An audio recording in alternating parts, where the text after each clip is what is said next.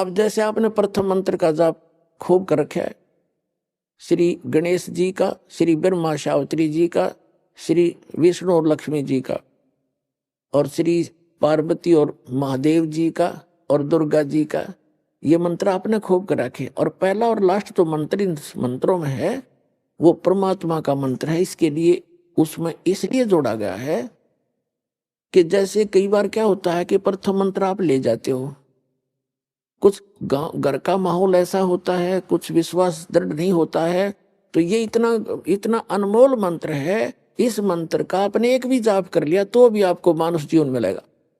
ये सत्कर मान लिया, मृत्यु होगी घर छोड़ गए, यानी इस नाम के लेने से और विश्वास दृढ़ हुआ नहीं, मंत्र जरूर कर लिया, क्योंकि नाम लेगा यहाँ रहेगा 1-2 दिन तो ठीक से, घंटे 2 घंटे तो मंत्र वो करता ही है।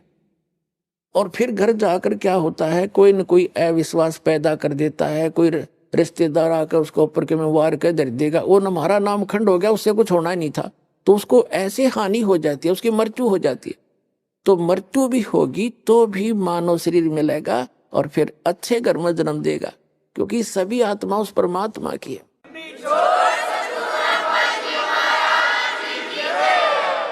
तो यहां से उपदेश लेकर इंसान जो मार खाते हैं वो परमात्मा पर विश्वास ना करके, मर्यादा भंग करके, उनको हानि हो ही जाती है, लेकिन इस नाम का बेनिफिट भी उनको भी मिलेगा जैसा उन्होंने किया उस सत्र। अब क्या होगा, जैसे प्रथम दीक्षा मंत्र के अंदर जो बीच के 5 नाम हैं, इनमें इन भगवानों के मंत्र हैं और इनकी इतनी कमाई हो जाती है, जब आप शरीर छोड़कर जाओगे आपको पहले गणेश जी के लोक में रखेंगे और वहां आपके अंदर बहुत सी सिद्धियां होंगी, आप वहां गण बन जाओगे और गणेश गणों का ईश उनका स्वामी है। वहां बहुत ठाठ होंगे आपके बहुत से, वहां अपनी पूंजी को वहां नष्ट करोगे, उस प्रथम मंत्र गणेश वाले मंत्र, गणेश जी वाले मंत्र की कमाई को वहां नाश करोगे। वहां जब पल्ला खत्म हो लेगा, आपकी पूंजी माइनस हो जाएगी, उसके बाद आपको ब्रह्मा और सावित्री के लोक में प्रथम मंत्र की पुण्य कमाई के साथ वहां भेजा जाएगा। वहां जाकर नैश्रित आपका ऐसे ही देव घर में जन्म होगा, फिर आप वहां कर्म पूरे करोगे, अपने ठाठ वहां भोगोगे। वहां भी रेस्टोरेंट है और आपकी कमाई के कुछ चार्ज लेते हैं ये सब। वहां जब आपकी पुण्य समाप्त हो जाएगी, वहां से फिर विष्णु जी के लोक में भेजा जाएगा और फिर वहां से जब आपके पुण्य समाप्त होंगे फिर आप शिव जी के लोक में भेजे जाओगे। जब आपके वहां पुण्य समाप्त हो जाएंगे ये भक्ति के, फिर आप दुर्गा जी के लोक में भेजे जाओगे। वहां जब समाप्त हो जाएंगे, जिसने प्रथम मंत्र का रखा है, सतनाम भी ले रखा है, तो उसके बाद क्या होगा, सतनाम के प्रथम मंत्र जो ब्रह्म का मंत्र है, फिर आप ब्रह्म लोक में जाओगे और वहां इनसे ज्यादा सुख है या बकवाद ज्यादा है।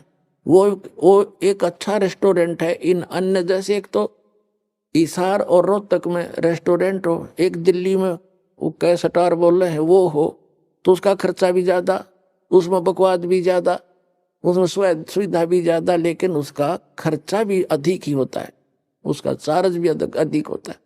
तो ब्रह्मलोक में वही जा सकता है जिसके पास ही प्रथम मंत्र ओम नाम के जाप की श्रद्धा से भक्ति की हुई हो,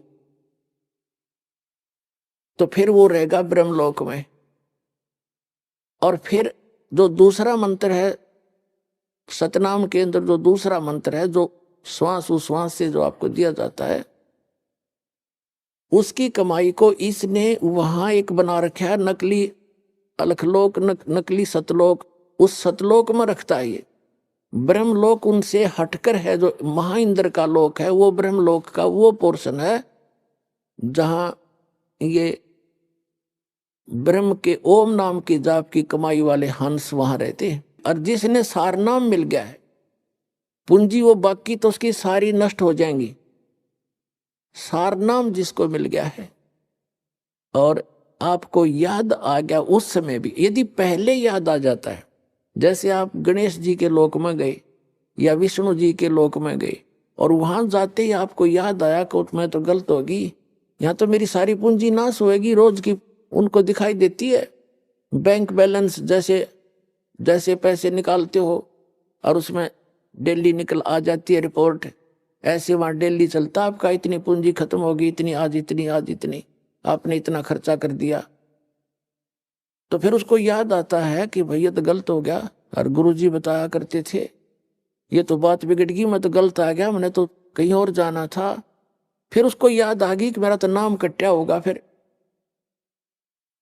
जब हम यहां आ सकता हूं वैसे तो आ ही नहीं सकता, नाम खंडवा होगा। तो यहां कहते हैं शिव मंडल ब्रह्मापुरी चाहे विष्णु लोक में हो, हमरे गुण भूले नहीं तो आन छुटाऊं। तो यदि वहां भी आपका ये बात याद आ गई कि मैं तो गलत आ गया, भगवान कोई गलती बनी होगी मेरे ते, वो गलती ऐसी बनती है जो स्वयं को मालूम ना हो और गुरुद्रोही ना हो, वैसे गफलत करके हट जाता है आदमी दूर, तो वो गुरुद्रोही नहीं होता, उसकी फिर वहां भी अर्जी स्वीकार होती है।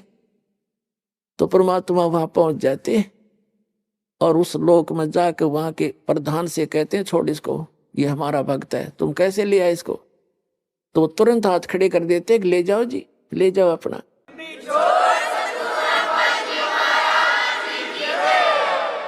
लेकिन उस नालायक ने काम कितना बिगाड़ दिया,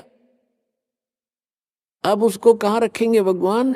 इस एक ब्रह्मांड, प्रत्येक ब्रह्मांड के अंदर मालिक ने अपना एक राजदूत भवन जैसे होता है ना, प्रत्येक कंट्री का, प्रत्येक कंट्री में, प्रत्येक देश का, प्रत्येक देश में, ऐसे मालिक ने ऐसा गुप्त स्थान बना रखा वहां पर। और वो इनका भी समझ में नहीं वो है क्या चीज, तो वहां ले जाकर स्टॉक रख देते हैं बीज रूप में, बोरी की बोरी भरी धरी है वहां पर। अब वो जो इस कलयुग के अंदर रह गए हुए, और फिर उनका, क्योंकि काफी दिन के बाद पहले तो यही ठाठ दिखेंगे, उसने फिर मृत्यु होगी, इतना बहुत देर हो चुकी होगी, और ये भक्ति युग समाप्त हो चुका होगा, कलयुग का अंतिम चरण प्रारंभ हो चुका होता है।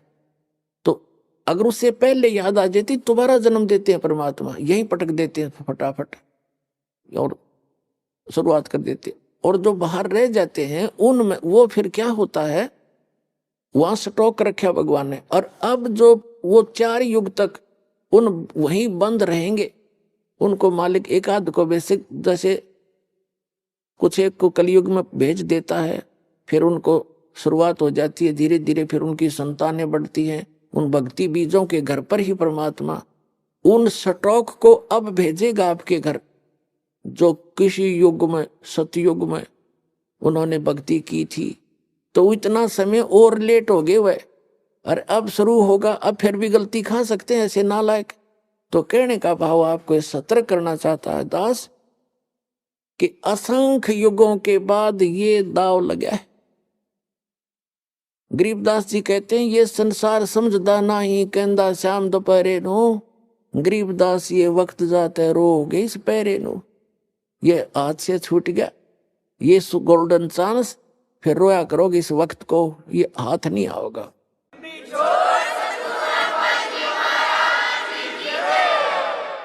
अब क्या बताना चाहा है, अब ये वो समय है जिसमें आप पार हो सकते हो।